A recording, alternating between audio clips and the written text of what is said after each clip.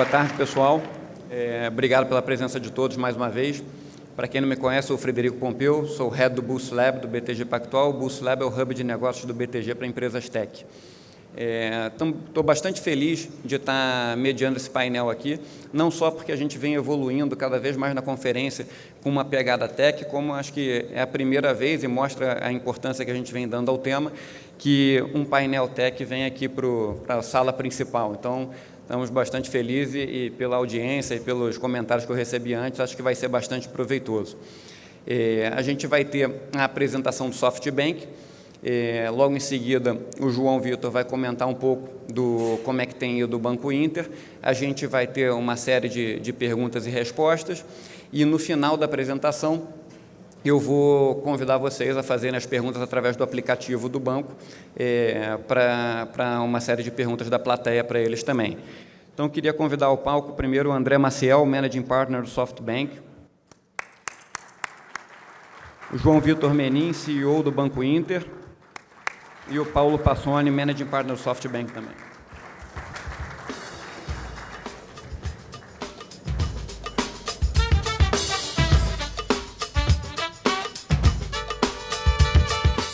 Bom, obrigado mais uma vez vocês terem vindo.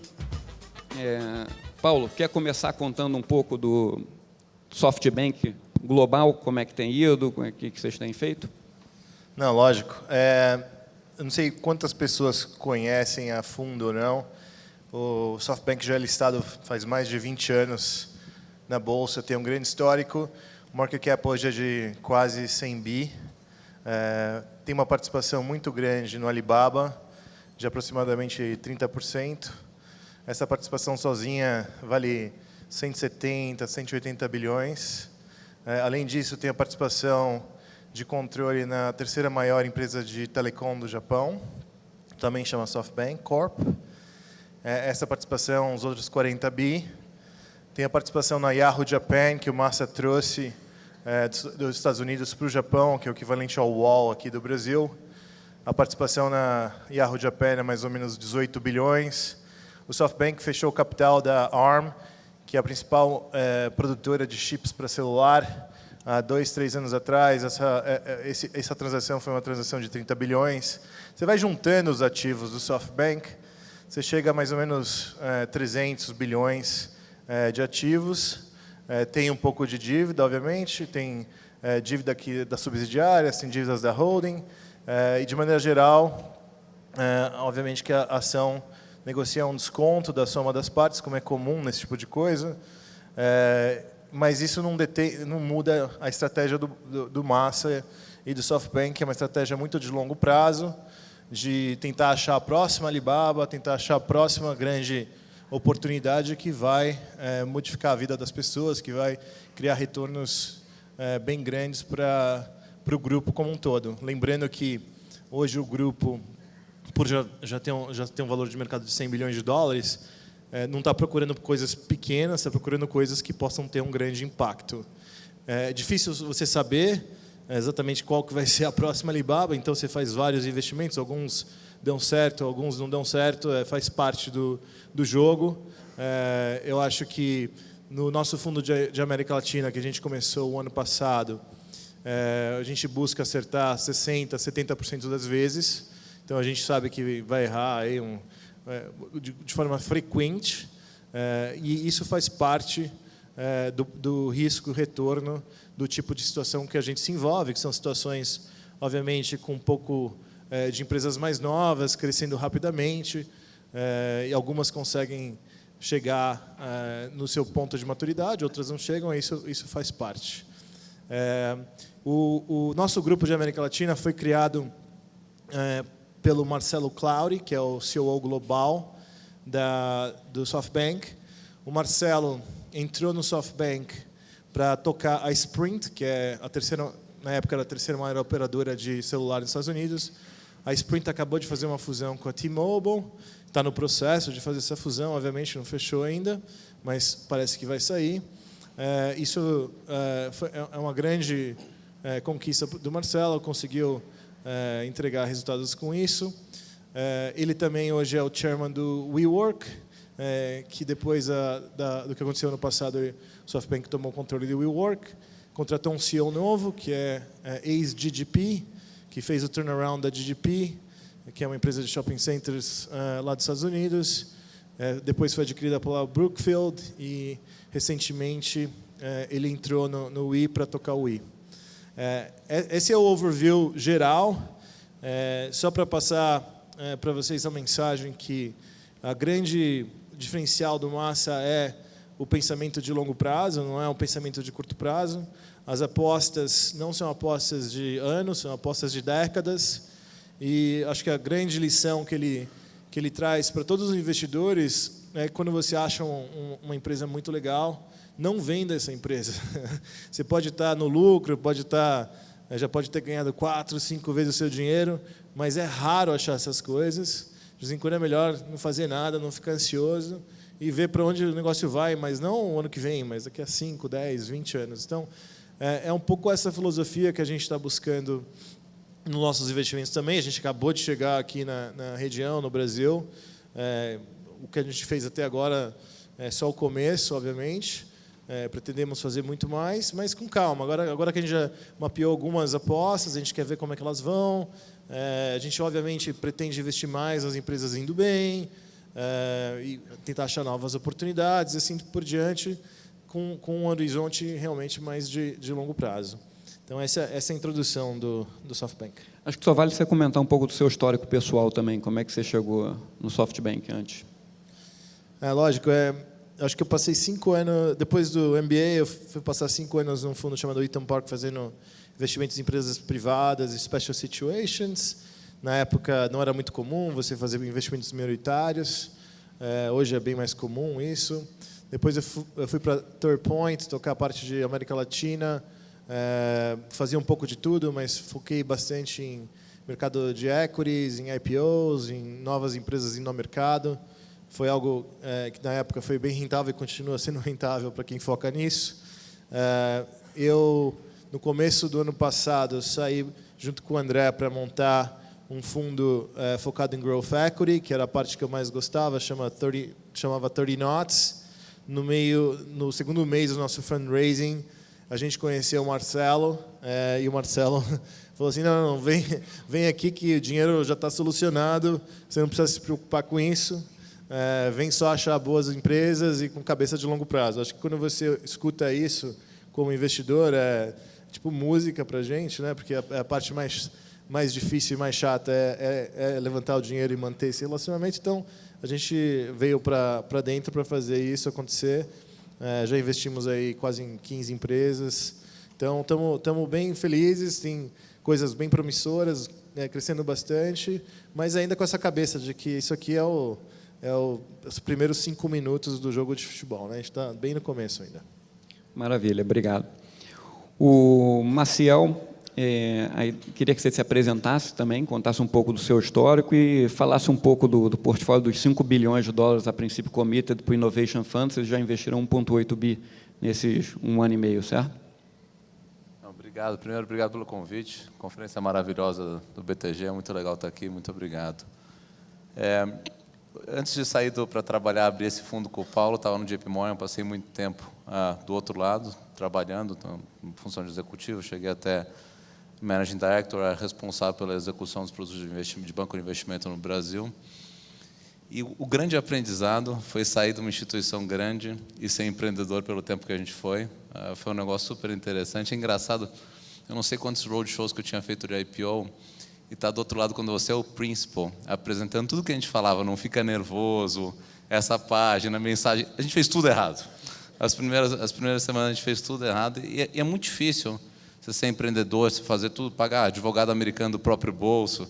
Foi um aprendizado enorme e um aprendizado incrível de ter sócios também. No final, é muito importante escolher os sócios certos, porque é um negócio que vai mudando. Quando você tem um cara que tem a mesma influência que você numa decisão, o negócio tudo tem que ser compartilhado, a tua carreira está em risco. Então, foi um negócio super interessante. A gente lançou esse negócio com o Paulo. O interessante, quando a gente vendeu para o Marcelo, não foi um negócio óbvio para a gente sair e fazer os 5 bilhões de dólares. A gente tinha muita certeza que ia levantar um fundo que era muito menor, era 250 milhões de dólares. mas era o nosso negócio. E o tempo que a gente gastou sofrendo com a ideia de vender o negócio ou não, foi um negócio inacreditável. Putz, será que a gente vai para o SoftBank trabalhar com esse negócio, vamos perder a nossa liberdade? E foi super interessante. Quando a gente contou para o nosso time, a princípio, que a gente tinha ido, o pessoal ficou triste. O pessoal queria fazer um negócio por conta própria. Então, é mais uma ode aos empreendedores que empreender é a parte mais difícil. Estar num fundo, investindo, essa parte comparado com o êxito de ser um empreendedor, é um negócio que não tem comparação. A gente veio para o fundo, começamos o fundo com 3 pessoas. Hoje, acho que, se eu não me engano, somos 61 para a América Latina, 31 profissionais de investimento. A gente contratou um time que eu acho que é um time espetacular, e a gente fez uma campanha de investimento que eu também acho que não tem muitos precedentes. Então, a gente saiu basicamente em abril, com algumas coisas que vinham do Vision. Então, tinha alguns investimentos que tinham sido legados do Vision, RAP, Log e alguns outros. Mas a gente fez uma campanha de investimento incrível. A gente fez quase 20 investimentos, contando investimentos que a gente fez em outros fundos, onde a gente teve que negociar bastante, e investimentos que a gente fez direto. Então, colocar 1,8 bilhões de dólares para trabalhar, ou alguma coisa nessa cercania, nesse período de tempo, foi um negócio incrível, um aprendizado incrível. E acho que a gente deu sorte, que a gente pegou um momento bom para investir, estava um pouco antes dessa euforia que a gente está vendo no mercado. Hoje, até para a gente que faz venture, é difícil competir com o mercado de IPO, nos múltiplos que estão. Então, a companhia que tem resultado está indo direto para IPO. Então, acho que a gente montou um portfólio, que com certeza vão ter uma série de erros, mas acho que tem uma grande chance de grandes acertos. E a tese para o investimento no Banco Inter? A tese, o Banco Inter, a gente olhou muito o setor financeiro, com um negócio que todo mundo fala, que o setor realmente é muito rentável no Brasil, tem muita oportunidade. Então, a gente passou as empresas de cima a baixo. A gente não achava que ia investir no Inter nunca, porque a gente não investe em companhia pública, e investir no Inter foi uma exceção. E a maneira como funcionou a gente quase não olha a quarter o que o banco está fazendo. Se o resultado foi 25 milhões de reais, 30 milhões de reais de lucro líquido, 10 milhões de reais, faz pouca diferença para a gente. O que a gente está olhando é se o banco está construindo uma vantagem estratégica de longo prazo. E o que o banco está fazendo, na nossa visão, para construir essa estratégia de longo prazo? O banco, se as minhas contas não estão erradas, tem, por cliente, 3 vezes menos funcionários do que os grandes bancos. O cost of funding do banco, porque ele capta depósitos, ele é mais baixo que o dos grandes bancos. Então, você tem menor custo para servir os seus clientes, você capta um custo menor que os grandes bancos. Então, você só não pode errar nas decisões de crédito, e você já tem um banco que funciona melhor que os outros bancos. Além disso, os caras têm uma plataforma legal de clientes que adiciona 14 mil clientes por dia, está adicionando 300 mil clientes por mês, então saiu de 2 para 4, para 4,3, logo 4,5, continua nesse ritmo. A conta óbvia que você chega a 8 no fim do ano, só fazendo essa progressão. Então, se o cara está construindo vantagem de longo prazo no funding, construindo vantagem de longo prazo no produto, e, além disso, porque para a gente era muito importante, ele não queima dinheiro fazendo isso, que você pode queimar dinheiro em outras indústrias, mas queimando dinheiro, quando você está pegando o dinheiro dos outros, você está exposto ao setor financeiro, era um negócio que, para a gente, não era um risco que a gente queria engolir. Então, ele tem muito tempo para ficar nesse jogo. Então, de repente, não sei, vamos dizer que um dia é um banco de 20 milhões de clientes, tem um produto de seguro maravilhoso, tem uma plataforma de investimentos, sem querer falar aqui na competição, mas é a única plataforma que o rebate que o fundo paga para o banco, ele repassa para o cliente. Então, a melhor plataforma de investimento de pessoa física é na plataforma dos caras. Tem uma experiência maravilhosa para o consumidor, pessoa física. Vai abrir uma experiência PJ, que é um negócio maravilhoso. Eu tenho uma PJ nos bancos grandes, pago R$300 para mandar TED por mês, que é um negócio que me deixa muito bravo, porque eu gosto de como é que faz sentido os caras não perceberem que deveriam focar em outras coisas ali naquele cliente. O que mais? Então, tem uma série de produtos e ganhando dinheiro. Então, tem muito tempo para ficar nesse jogo até o negócio engrenar com força, que é onde está a nossa tese. Como alguns de vocês já sabem, antes de tocar o Boost Lab, eu era sales de renda fixa, moedas e derivativos, né? E um dos bancos que eu cobri era o Banco Intermédium. Então, eu queria que o João Vitor se apresentasse e contasse um pouco dessa transformação do Intermédium no sucesso que é o Banco Inter hoje. Bom, obrigado, Fed, obrigado, pessoal do BTG, pelo convite. E é exatamente isso. Eu estou no Banco Inter, o antigo Banco Intermédio, desde 2004, eu sou engenheiro. Acho que muitos de vocês aqui sabem, a gente tem uma relação muito forte com a MRV. Então, quando eu estava fazendo engenharia, obviamente, meu estágio foi na MRV. Mas aí depois eu resolvi fazer um estágio pequeno, curto, no Intermédio, e por lá fiquei. Então, desde 2004, eu assumi como CEO em 2015, e, de fato, a gente já fez alguns FDICs de consignado com o BTG. E eu lembro que eu falava assim, poxa, eu estou vendendo um almoço aqui para pagar o jantar, né? Porque a gente captava lá os seus 125%, 130% do CDI, mais os custos, o all-in saia 150%, ia competir para fazer consignado com os grandes bancos, que não tinham os pastinhas, então esse negócio não para de pé. E aí chegou 2008, a crise dos bancos, a gente viu que os caras tidos como espertos, que eram os caras de Wall Street, vamos chamar assim, ficaram perdidos, e os caras que tinham core deposit dos 300 milhões de americanos, sei lá, se na época eram 290, ficaram bem e praticamente foram para a feira para comprar os bancos de investimento. E aquilo me marcou, e eu acho que ali eu comecei a ver o valor que é você ter varejo, é você ter o cliente ser seu, tanto para o passivo quanto para o ativo. E a gente foi amadurecendo essa ideia, até lá a gente montou nossa plataforma de crédito imobiliário, e em 2015 a tecnologia foi chegando, as coisas foram ficando mais fáceis, a gente resolveu lançar um banco de varejo com o objetivo de resolver esses dois grandes problemas que são comuns aos bancos pequenos no Brasil e no mundo todo, que é o problema do funding e a dependência de spread bancário. Você só tem spread bancário num país onde juros, no caso do Brasil, oscilam muito, a inflação oscila muito, a economia fica mais forte, fica mais fraca, ruim você ter dependência só de spread bancário. Então, a gente viu que o único modelo a única forma de resolver isso era lançar um banco de varejo. Aí, se vocês pararem para pensar que em 2015 foi quando o Bradesco abriu 1.000 agências no ano, literalmente, teve propaganda lá no Jornal Nacional, abrimos 1.000 agências, eles tinham perdido o banco postal. A gente falou, poxa, como é que faz para competir com isso? E a gente resolveu usar essa questão da tecnologia. Eu falo que a gente teve uma certa sorte, Frederico, porque eu digo assim, a gente já tinha o chassi completo, a gente já era uma instituição financeira regulada, a gente já tinha LM, quer dizer, passamos por 2008, então aprendemos a fazer LM, a gente já tinha como a parte de compliance, ouvidoria, as licenças todas. Então, de uma certa forma, a gente tinha um lado bom do banking, só que a gente não tinha um lado ruim do banking. A gente não tinha 5.000 agências, a gente não tinha 100 mil funcionários, a gente não tinha passado por uma onda de M&A de comprar 30, 40 bancos, aí os sistemas legados, enfim.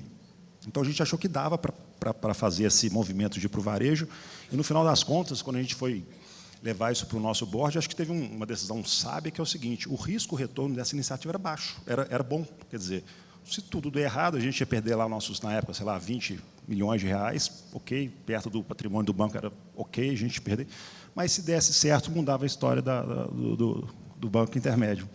E isso aconteceu, deu certo, a gente conseguiu crescer muito, a gente conseguiu montar, de fato, uma franquia de varejo, realmente um banco de varejo digital.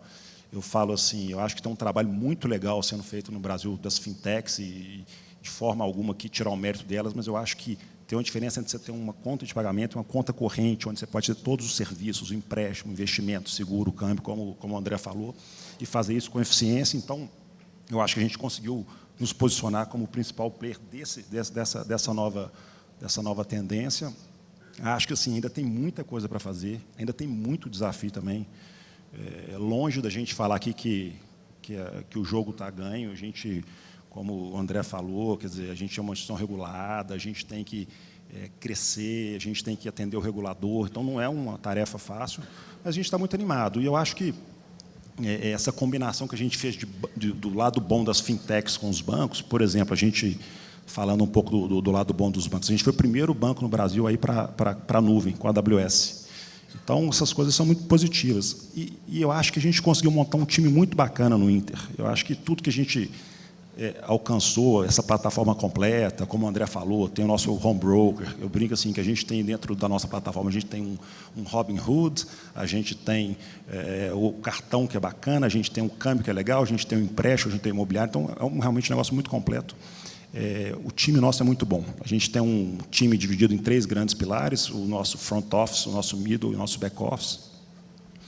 E estamos preparados, é o que o André falou, se a gente pensar para os próximos 3, 4, 5 anos, a gente está preparado, estamos capitalizados, temos um parceiro muito bacana. A gente, para quem lembra, a gente fez um IPO em 2018, um follow-on em 2019, e a gente viu que a gente precisava captar mais recursos, e a gente foi para um follow-on, o nosso follow-on já estava, como o mercado brasileiro estava dado, e apareceu a oportunidade do SoftBank, e para a gente foi muito legal, porque Se a gente fosse fazer uma operação igual a gente fez com o SoftBank, o investidor fosse, por exemplo, o BlackRock, o Fidelity, ou um fundo qualquer, mas que não tem essa visão da tecnologia, como a tecnologia pode transformar uma indústria, eu acho que não teria sido a mesma coisa. Então, a gente teve a felicidade de ter o SoftBank entrando nesse nosso follow-on, de novo, não pelo recurso que aportou, mas pela visão que o grupo tem. E é isso, gente. Tem desafio demais, acho que às vezes parece que é fácil, como o André falou, né? Mas as coisas são difíceis, é muita competição, é regulação, mas a gente está super animado. Eu acho que o ano de 19 foi o melhor ano do Banco Inter, e o melhor ano tinha sido 18, e antes tinha sido 17, então acho que 2020 tem tudo para ser também um excelente ano. E a gente lá também no conselho, os acionistas, a gente está super satisfeito de contar com o apoio de vocês, viu, André? Você, viu, Paulo, o pessoal do SoftBank, acho que a gente vê a visão construtiva que eles têm para esse negócio. A gente fala que a visão que a gente tem é de realmente ser um banco de dono, mas com boa governança, e essa visão de longo prazo, que é típica do acionista e do fundador, do empreendedor, e não do especulador e do trader, acho que alinha muito bem os interesses dos controladores com o SoftBank. Esse tema da competição é um tema que eu queria explorar com você. Com o Nubank anunciando 20 milhões de clientes, vocês falando de 4, você tem o C6 falando de 1, você tem Neon. Qual o tamanho da oportunidade que você acredita que o Inter tem para explorar ainda? Frederico, bom, primeiro que, felizmente, a gente tem que ver o lado bom e o lado ruim das coisas. O lado ruim, a gente tem algumas coisas ruins no Brasil, mas o lado bom é que a gente mora num país continental. Isso aqui é um continente, são 210 milhões de pessoas. E o lado bom também é que, com todo respeito aos nossos colegas, né, os bancos super bem administrados, super capitalizados, mas a proposta de valor não é o principal atributo desses bancos, dos incumbentes no Brasil. Então, quando você soma população grande, população crescente, população se qualificando, estando plugada com os incumbentes com uma proposta de valor que não é das melhores, você tem um mercado endereçável muito grande. E eu falo assim, o pessoal fala de competição, longe da gente, ou do Nubank, ou do C6, todos esses que você falou, longe de qualquer um desses disruptores, querer conquistar esse mercado sozinho. Um mercado tão grande como esse, você precisa mudar uma cultura de anos, de décadas dos brasileiros. Então, acho que é importante a gente ter aí uns 3, 4, 5 competidores puxando essa tendência de digital banking. E onde que a gente aposta lá na frente para a gente ser o principal, que não seja o maior, mas o melhor player? A gente acredita muito numa proposta de valor completa. Então, quando a gente fala um pouco do Inter, a gente fala muito da questão do digital, gratuito e completo. Então, se você vê o que a gente foi fazendo nos últimos 2 anos, talvez, apesar de a gente ter crescido muito, como o André falou, a gente focou muito em colocar mais produtos bons, produtos que sejam interessantes para o cliente. Então, é lançar o nosso HB, é lançar a nossa PA Investimentos, é lançar a nossa plataforma de seguros, é lançar, enfim, um monte de coisa, lançar nosso marketplace agora, porque a gente acha que o fiel da balança, no final das contas, vai ser isso. A plataforma mais completa, ela vai ter uma atratividade maior para os clientes. Mas acho que tem espaço para muita gente. Então, amanhã podemos ser uma plataforma de 20, 30 milhões de... Talvez. Nessa linha ainda da competição, os bancos gringos têm feito rounds bastante importantes, cada vez mais capitalizados, né? O último foi sexta-feira passada, o Revolut levantou $500 milhões com valuation de 6 bi de dólares. Parte da estratégia de crescimento deles tem sido avançar para outros países. Você acredita que o Brasil é um target para eles? E, se sim, como você vê esse tipo de ameaça? Eu falo assim, outro dia a gente estava falando sobre internacionalização lá no nosso conselho, e, às vezes, as empresas brasileiras ficam, vamos dizer assim, acanhadas de se internacionalizar. Mas, se a gente pensar no caso do Banco Inter, que é mercado mais competitivo e mais difícil de competir do que o mercado bancário, quer dizer, a maior indústria do Brasil não é de petróleo, é de bancos. Quer dizer, os bancos estão aqui há 80 anos, capitalizados, quer dizer, então, e a gente estamos conseguindo abrir nosso espaço aqui. Então, a gente não tem medo nem de expandir para fora e nem medo de competir com o Revolut ou o N26 que estão chegando. Então, assim, eu acho que... Tem um ponto também, João, assim, acho que o Inter, pelo menos é a única fintech do Brasil que não perde dinheiro. Então, quando você está lá gerando dinheiro para reinvestir no negócio, você fica no jogo por muito tempo. Então, quanto mais gente abrir mercado, desenvolver mercado para a gente, melhor. Eu tinha uma reportagem recente que a N26 estava abrindo aqui no Brasil, saiu. Então, acho que o pessoal está vendo que talvez valha mais a pena você pensar num outro mercado. O mercado aqui é razoavelmente competitivo, tem muita gente, todo mundo com o mesmo plano de expansão e bastante gente queimando dinheiro. Então, para a gente, acho que quanto mais tiver disso, melhor, porque a torta cresce. E a gente, pelo que a nossa performance permite, estamos nesse jogo pelo longo prazo. Tem uma vantagem. Uma coisa interessante, até o analista de vocês tem um artigo super interessante na evolução dos bancos ingleses. Né? Na Inglaterra teve muita coisa, entre o Monzo, o Revolut, o N26, TransferWise, todo mundo expandindo lá. E a verdade é que todo mundo fala do banco digital, a digitalização da fintech, mas nenhum dos bancos digitais, mesmo os globais, conseguiu crack the code em ganhar dinheiro com empréstimos. O único que conseguiu, que a gente achou, foi o Inter. Então, os bancos internacionais, lá os caras não ganham dinheiro com empréstimo. O cara oferece um monte de produto para o cliente, gasta dinheiro oferecendo esse monte de produtos de graça, e o cara não tem conseguido monetizar a base. Então, não é um negócio assim trivial. Uma das teses mais fortes, pelo que você costuma corroborar nas suas apresentações de resultado, é a tese do Super App. O Super App, eu tive a oportunidade de ir para a China, realmente lá é um fenômeno que acontece, como todo mundo usa o tempo todo o WeChat e o Alipay, mas fora da China, o conceito do Super App, apesar de ser muito intrigante, ele não teve muita aderência. Por que você acredita que o Super App do Inter vai ser um disruptor no Brasil e que esse modelo vai pegar aqui? Bom, Fred, eu acho que eu estive lá na China também e realmente é impressionante e acho que até o pessoal do SoftBank pode falar melhor do que ninguém, porque, poxa, eles são os maiores acionistas do Alibaba e, consequentemente, do Alipay. Mas o que eu acho? Primeiro que esquece o mercado da China, um capítulo à parte. O que a gente percebeu? De novo, lá atrás, 3, 4 anos atrás, a gente teve essa, vamos dizer, ideia de tentar fazer um modelo bancário mais eficiente, né, não ter nas agências e tal. A gente achava que isso era um passo importante para a gente dar. Passado esses 3, 4 anos, você falou um pouco de competição, teoricamente, poxa, todo mundo pode competir, todo mundo pode fazer igual. A gente está pensando já no segundo passo nosso. E o segundo passo nosso, de novo, podemos estar errados, podemos estar certos, nós só vamos saber daqui a um tempo. A gente não acredita no modelo de digital banking isolado, sozinho. A gente acha que o conceito de digital banking com marketplace, aí leia-se Super App, vamos usar esse nome aí que você falou, eu acho que não é questão de se a gente queremos ou não queremos, nós devemos ir para esse caminho. Eu falo assim, tem um livro que eu li que me inspirou muito nesse negócio da plataforma e do ecossistema que chama The Business of Platforms. E ele fala um negócio interessante, que para você ter uma plataforma transacional de sucesso, você precisa de 4 elementos, basicamente. Recorrência, dado, payment e crédito. Afinal de contas, não tem escambo mais hoje, você tem que ter crédito, tem que ter pagamento. E quando você para pensar qual que é a melhor indústria do mundo para te entregar recorrência, dados, pagamento e crédito, é um banco digital. Então, a gente acha que, assim, que é meio que inexorável que os ecossistemas, estou falando no Brasil, esquece China, eu acho que eles vão ter uma relação muito forte com o banco digital.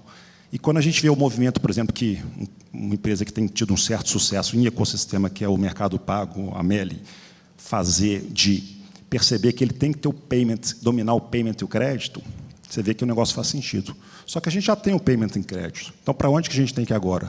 Para o transacional dos serviços não bancários. Então, esse é o conceito por trás do nosso Super App. E, de novo, voltando lá para aquela questão do risco-retorno que eu te falei, quando a gente resolveu lançar o banco de varejo lá em 2015, eu acho que a gente está vivendo a mesma coisa agora. Quer dizer, é um bom risco-retorno, é uma boa call para a gente comprar. Por que não? Quer dizer, deu errado? Ok, pode dar. Mas e se der certo? Pode transformar a companhia. Então, esse é o racional por trás do nosso Super App. Passoni, o ambiente global de investimentos em venture capital tem sido um pouco mais desafiador, né? Hoje, um exemplo bom é o da Caspers, que é aquela empresa de colchões inteligente que passou por alguns desafios aí recentes. Como é que vocês, como investidores globais, têm visto esse cenário? Você acredita que está tendo essa deterioração? E, caso tenha, como é que você acha que pode impactar os investimentos e o cenário de venture no Brasil? Acho que, número 1, não há dúvida que a gente está no final de um ciclo muito forte de crescimento e mercado de capitais indo muito bem. Acho que é um recorde em termos de número de anos nos Estados Unidos, por exemplo. Nos próximos, eu não tenho bola de cristal, mas sem dúvida vai ter um ajuste em algum momento. Esses ajustes duram 12, 18 meses, depois a vida volta ao normal. Você quer ter certeza que você vai sobreviver nesses ajustes e você quer ter certeza que você vai estar agredindo o mercado nesses ajustes, no sentido de estar tomando oportunidades, estar buscando coisas quando as outras pessoas estão preocupadas. Eu acho que a mentalidade principal de pensar nesses ciclos é essa, ter certeza que você possa estar numa posição mais agressiva, não na posição defensiva. Eu acho que o mercado de venture e o ecossistema de venture e growth equity, ele vai testando coisas novas e vai vendo o que dá certo, o que não dá certo. O pêndulo vai de um lado para o outro, de busca de rentabilidade muito rápida para uma mentalidade de não, vamos monetizar a plataforma até a plataforma ganhar o mundo inteiro, que é o caso do WhatsApp, por exemplo, né? O Facebook comprou o WhatsApp, até hoje está começando a monetizar agora só. Essa é uma mentalidade, mas essa mentalidade não funciona para todos os negócios. Então, acho que cada negócio tem que procurar entender qual que é o seu limite, como é que você vai realmente ganhar dinheiro, se você tem um network effect business ou se você não tem um network effect business, e assim por diante. E não tem uma receita de bolo, vamos dizer assim. Eu tenho certeza que a gente está num momento mudando de mais agressivo para mais conservador. As empresas, de maneira geral, que a gente vê, estão todas mais focadas em custo, em unit economics, que a gente chama. O que é o unit economics? Todas as empresas de growth normalmente têm cash flow negativo, porque está crescendo muito rápido. Mas você quer ter certeza que na interação com o seu cliente, essa interação seja muito rentável. Normalmente ela é rentável porque você, com tecnologia, oferece o mesmo produto ou serviço por um custo mais baixo.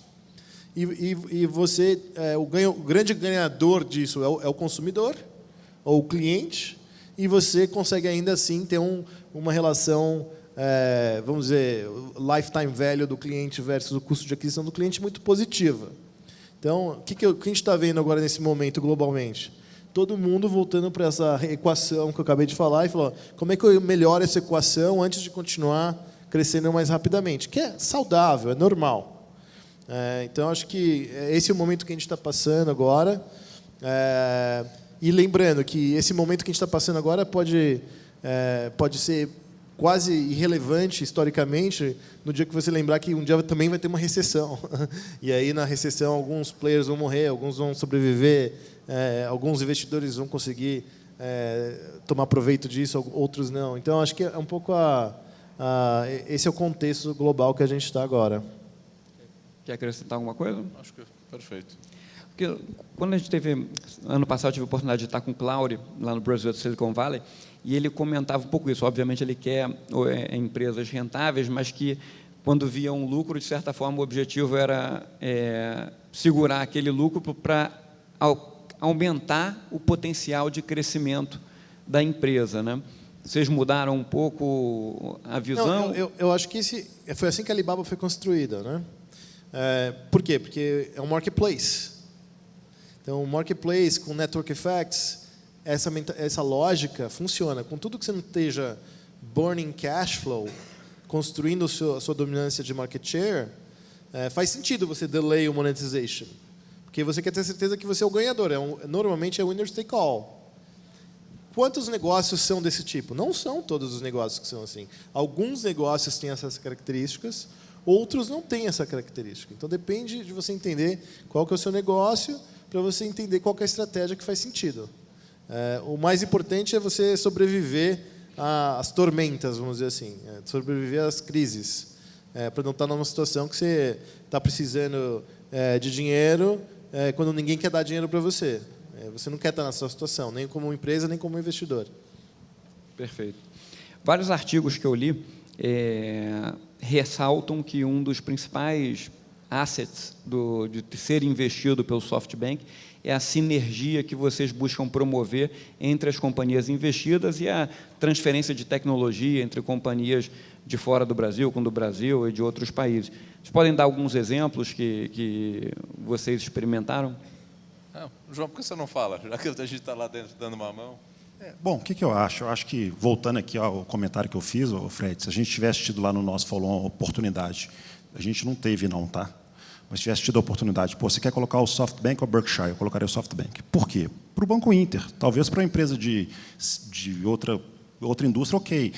O que a gente precisa é exatamente isso, quer dizer, tentar pegar, porque know-how, gente, é um negócio, se a gente traduzir a palavra know-how, você tem que fazer. Então, à medida que você tem um investidor que construiu um marketplace como o Alibaba, que construiu um serviço aqui, isso é muito, muito rico para a gente, principalmente para essa etapa que a gente está passando. A gente foi para o nosso follow-on já com a cabeça pronta de que talvez nossa grande momento, a grande mudança na história do Inter de lá para frente é o sucesso desse marketplace. Então, para a gente ter uma pessoa que está em vários ecossistemas, está em vários países, já fez isso, de novo, know-how, é muito enriquecedor.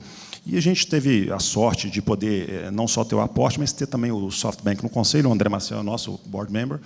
Então, a gente tem feito muita interação legal com várias empresas do SoftBank. Acho que algumas vão se transformar em parcerias, joint ventures, outras não, vão ser simplesmente troca de informação. Amanhã, alguma pode evoluir para um M&A, não sei. Mas eu acho que tem sido bem rico. A gente tem, por exemplo, né, o Felipe está com a gente, é uma pessoa do SoftBank, por conta de fazer essas aproximações e essas interações. E eu acho que, se a gente pensar naturalmente, isso vai caminhar muito para essa parte de serviços dinâmicos que você tem nos marketplaces e nos ecossistemas, o ride-hailing, food, enfim. E acho que a gente já tem o principal elo de tudo isso, que é um pouco da visão, até roubando um pouco a palavra que o Marcelo sempre falava com a gente, quer dizer, que encanta no Inter, quer dizer, o elo disso tudo, de todos esses serviços, passa pelo financeiro, passa pelo banking, pelo payment, pelo crédito, pela recorrência. Então, assim, quer dizer, a gente pode ser esse elo para juntar essas peças desse ecossistema. Tem um cara nosso lá, está lá dentro do Inter, acho que a gente está trabalhando em algumas dezenas aí de coisas que a gente estava olhando, desde menores até maiores, oportunidades de parceria. Nunca é fácil assinar uma parceria, a gente é minoritário sempre nas nossas companhias, então tem que fazer sentido para todo mundo. A gente contratou uma pessoa de talent acquisition, de uma das fintechs mais bem sucedidas aí no mercado. Essa pessoa está dando uma mão para a gente pensar em processos para o Inter. A gente lançou um curso agora de Data Science e Inteligência Artificial. Isso é legal porque, assim, quando o pessoal fala que o banco está na nuvem, por que isso é importante? Então, por que é importante estar no caso do Inter, a gente tem certeza que a gente tem a melhor tecnologia o tempo inteiro, que é da Amazon. Então, a gente usa todo o sistema da Amazon. Então, a gente tem que ter certeza que os códigos e a linguagem permitam que o negócio seja escalável para momentos de pico de demanda. Então, à tarde você tem um pico de transações, você pode ter um monte de gente pedindo Uber, tudo mais. O sistema do Inter é tão legal que você consegue colocar numa TV quem está gastando onde, o que é pico, quem é motorista, quem não é. E isso para todos os segmentos. O Uber só um exemplo, não quer dizer que a gente tem nada com os caras. Então, o que a gente colocou? O pessoal, eles estão fazendo um curso de Data Science e Inteligência Artificial. A palavra é mais sofisticada do que, na realidade, é como é que pega todos esses dados, que para a gente é muito fácil ter acesso porque está num lugar só, e transforma isso em decisões de crédito, em decisões de atrair novos clientes e tudo mais. Então, tem 10 pessoas do Inter fazendo esse curso que a gente trouxe para cá. Que mais? A gente tem um cara de tecnologia que está dando uma mão. A gente tem um cara, eu não vou falar o número, mas outro dia eu fui até no Google, Facebook, o que a gente gasta, as companhias do portfólio do SoftBank, em Google, Facebook, assim, dezenas de milhões de dólares na América Latina. Um negócio inacreditável. Quando o cara me deu o número, eu falei, caramba. E a gente trouxe um CMO, e um CMO do cara da Europa. E a verdade é que as nossas práticas de advertising aqui no Google, no Facebook, onde seja, estão bastante antiquadas em relação ao que o pessoal está usando nos Estados Unidos e na Europa. Então, tem técnicas diferentes. Então, trazer um cara desse para ajudar em algumas dessas técnicas no Inter e outras companhias. Então, esse é o tipo de contribuição. E até falando um pouco das investidas, você está no conselho do Banco Inter, como é que é o perfil de investimento do Innovation Fund? Qual o tamanho de ticket que vocês estão olhando? Que setores vocês estão mais aptos a investir? Você sempre pega board, não pega? Percentual da companhia que, em geral, vocês gostam de ter? Qual que é o ideal? Paulo. A gente investe desde 5 milhões de dólares até 500 milhões de dólares. A gente tem um mandato bem flexível. Obviamente que o interesse se for um investimento menor, participar das rodadas futuras e continuar apostando na empresa. porque a gente achou o cara espetacular, é uma aposta principalmente na pessoa. Quanto mais cedo a empresa, mais a aposta é no time. Quanto mais madura a empresa, você já consegue analisar o negócio como um todo. Então, não tem muita regra, assim. Acho que, e o fato de não ter regra, acho que é bom, para ser sincero com você, porque a última coisa que você quer é criar uma caixinha minúscula, que você tem que enfiar tudo pela caixinha, e o que não encaixa na caixinha, você não sabe o que fazer. Acho que é melhor ter um mandato um pouco mais aberto. Inclusive, foi uma grande surpresa para a gente poder investir no Inter, sendo uma empresa listada. Acho que isso é super positivo, porque tem empresas boas listadas, e na próxima crise, quem sabe, a gente faz mais investimentos em empresas listadas.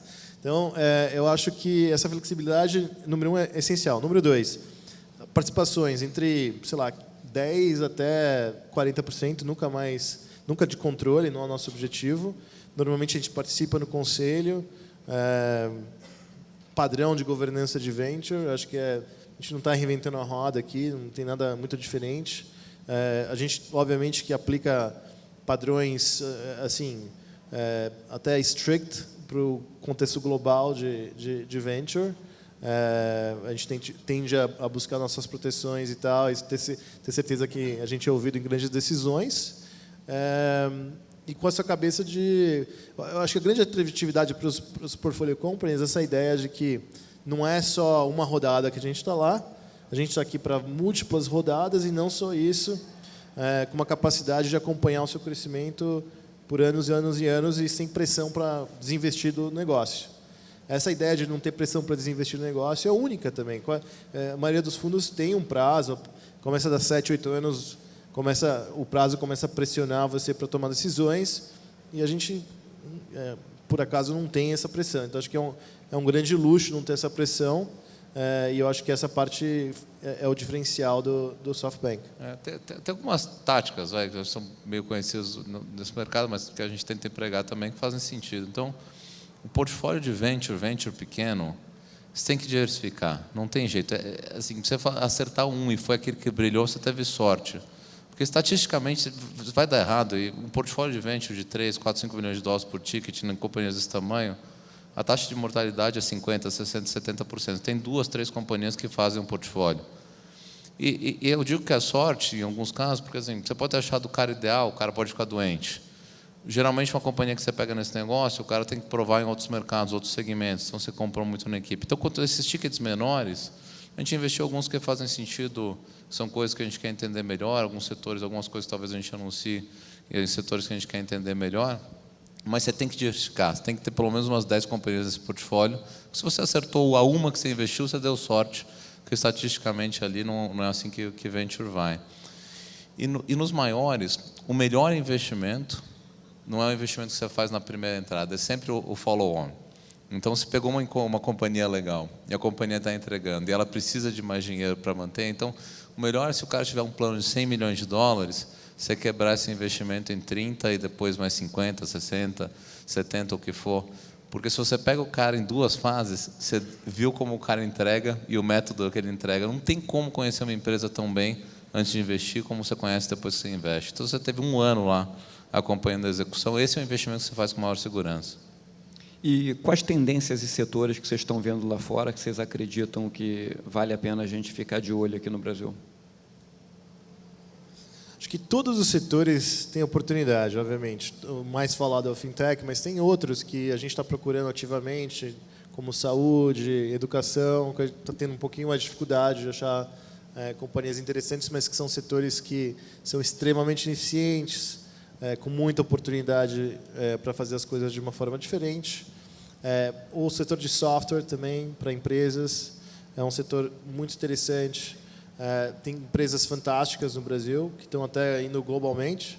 Algumas delas a gente está namorando, tentando entrar, porque quando a gente vê uma empresa brasileira tendo sucesso com clientes globais, com software house no Brasil, você fala assim, você deve estar fazendo uma coisa direito, obviamente. Então, tem bastante coisa desse tipo também que a gente gosta muito. Eu acho que tem, no futuro, uma união entre fintechs e software vindo por aí. Já se fala muito isso, obviamente, nos Estados Unidos, na Europa, na China, mas isso vai acontecer especialmente para SMEs e para empresas.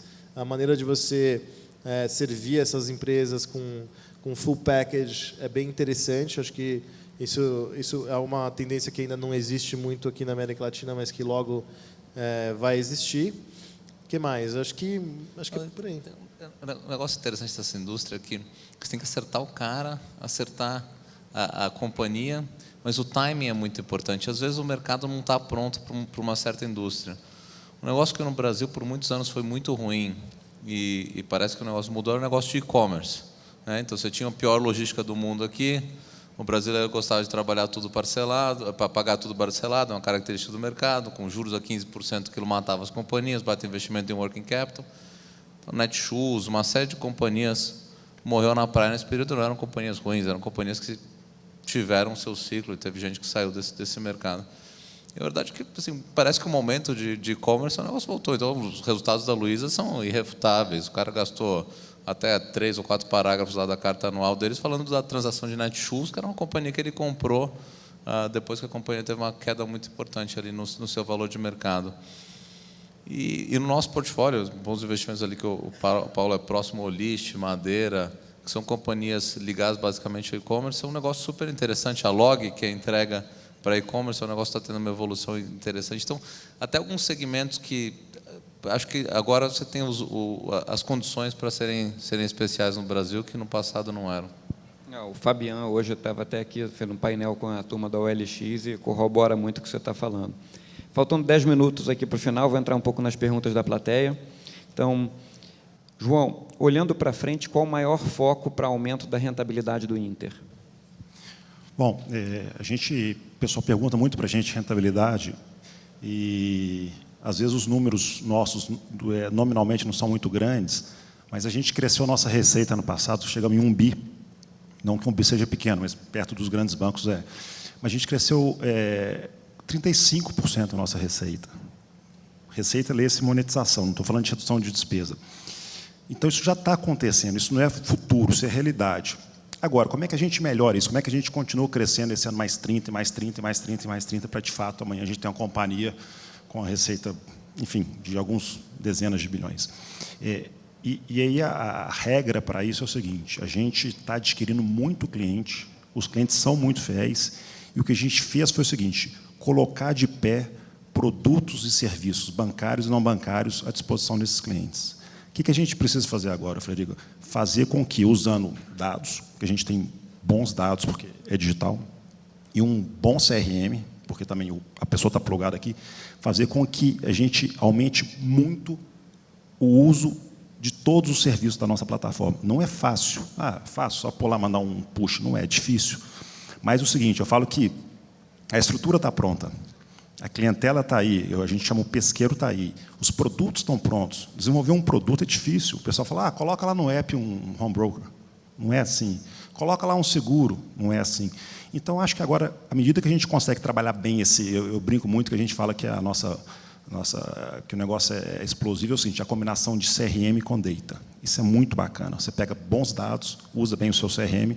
Então, acho que é um pouco disso, é fazer com que os nossos clientes saiam, por exemplo, de 2,6 produtos nas safras mais maduras para amanhã 3, 4, 5. Então, com isso, você aumenta bastante o famoso LTV, o Lifetime Value desses clientes. Então, basicamente, esse é o foco nosso. Para isso, a gente está fazendo uma reestruturação da organização interna do banco, onde a gente não vai ter mais a área de produtos, não tem mais o cara responsável pelo consignado, pelo imobiliário, não, é o cara responsável pelo canal de vendas, o cara responsável pelo middle e pelo back, então acho que isso vai ajudar bastante. Esse é o foco total nosso em 2020.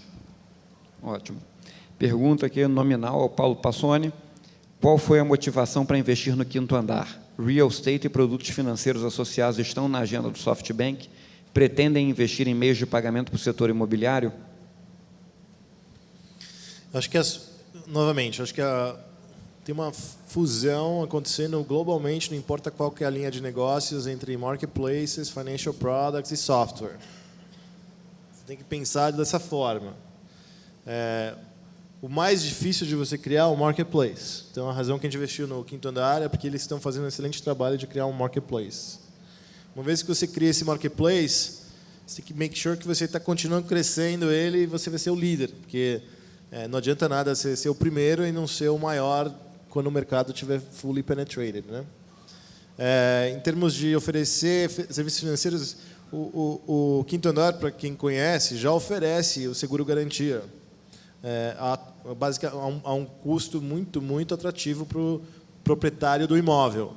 E existem alternativas desse seguro, mas que cobram um preço bem superior ao quinto andar. Então, o quinto andar já faz serviços financeiros. Pode fazer outros serviços financeiros? É óbvio que pode. Acho que a questão é quando, como, se faz parceria com alguém, se não faz parceria com alguém. Acho que tem várias questões táticas e de timing do que você quer focar. Porque, novamente, o ponto principal é você criar um marketplace que tenha liquidez, que tenha participantes engajados de ambos os lados, você tenha um NPS alto para o consumidor final, para o proprietário do imóvel. Esse é o objetivo inicial, né?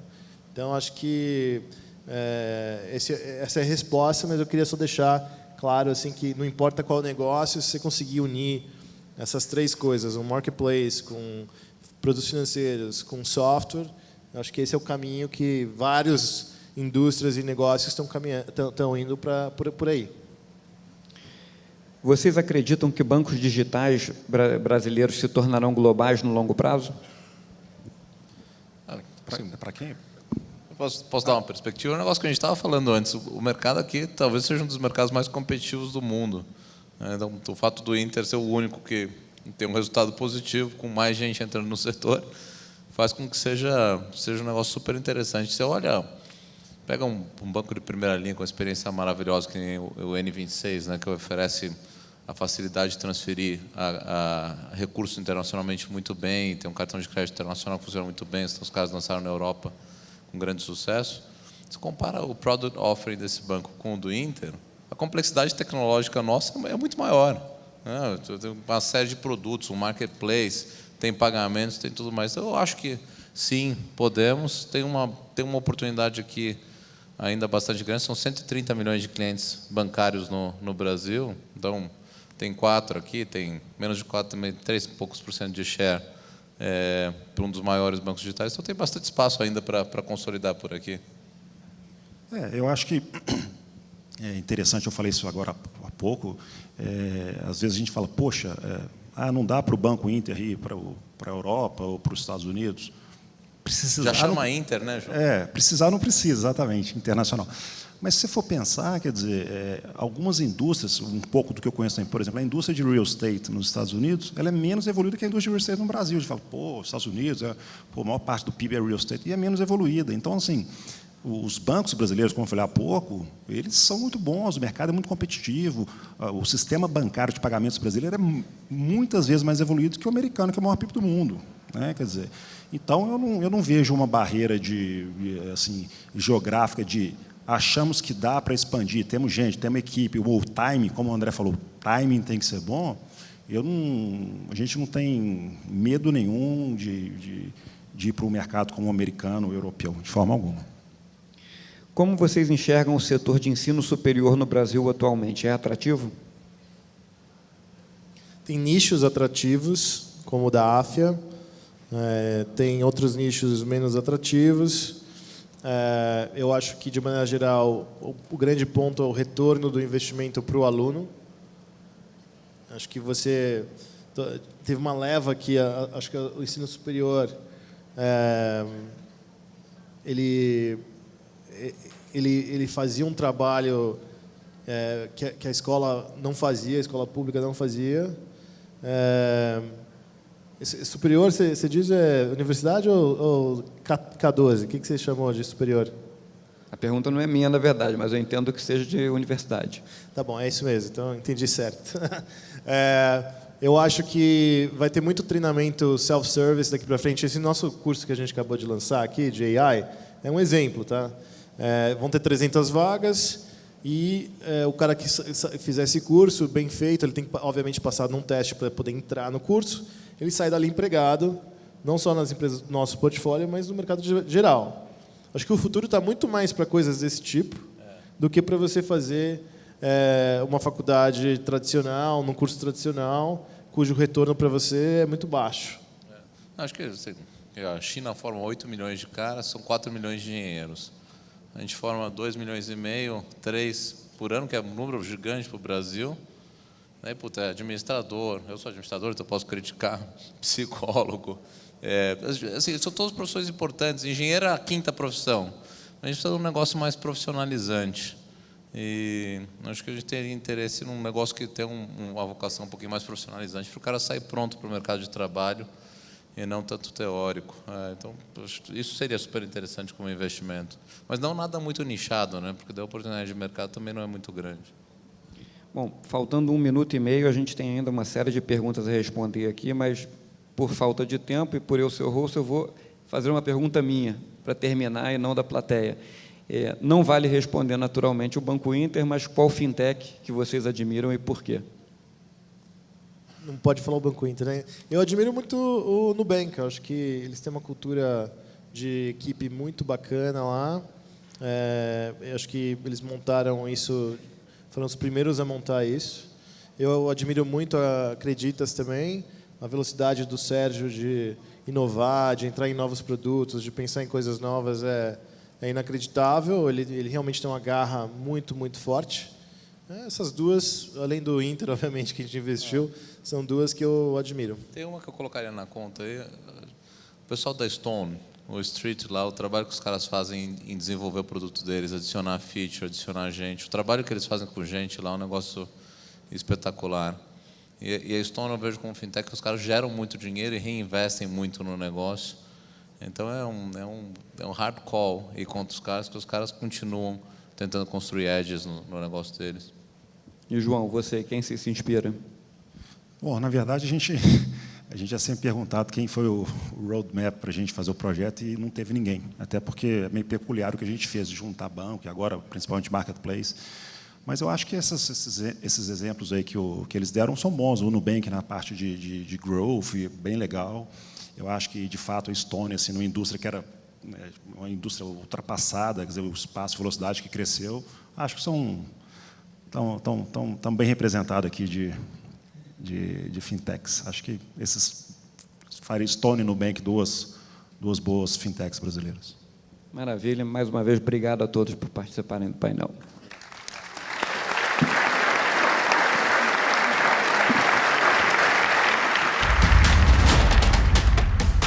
O BTG Pactual é focado em investimentos há 37 anos. Presente nos principais centros financeiros do mundo. E que apresenta resultados consistentes ano após ano. Um banco inovador e com excelência reconhecida. Melhor time de research do Brasil e da América Latina. Melhor banco de investimentos do mundo em países emergentes. Há 2 anos, o melhor gestor especialista do Brasil. Pelo 2º ano consecutivo, o melhor private banking do Brasil. Desde 2018, o melhor banco para se investir na categoria digital. Mas a confiança de clientes e parceiros, esse sim, é o nosso maior prêmio.